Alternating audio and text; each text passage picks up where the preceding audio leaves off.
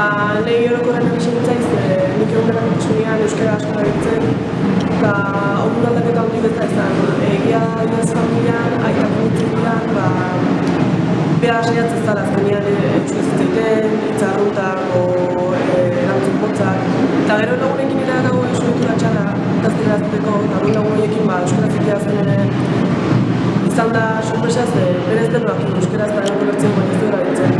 Orduan aukera hona izan da, hori mutzatzeko, eta dena artean euskaraziko. Eta generalki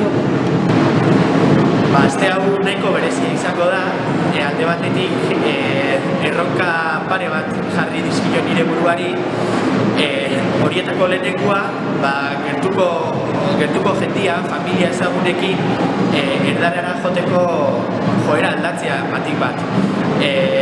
Erdaldu familia batetik nator, eta beti arre bat abilok naiz eta euskeraz jakin, erderara joni izan dugu. Orduan, ohitura hori ezin izan dugu orain arte aldatu, eta hori da erronka bat. Eta bigarrena, askotan ere, sare sozialetan, jende asko elkar edo ulertzeko, beti izan da joera, Twitter, Facebook, sare sozialak beti gazteleraz izateko.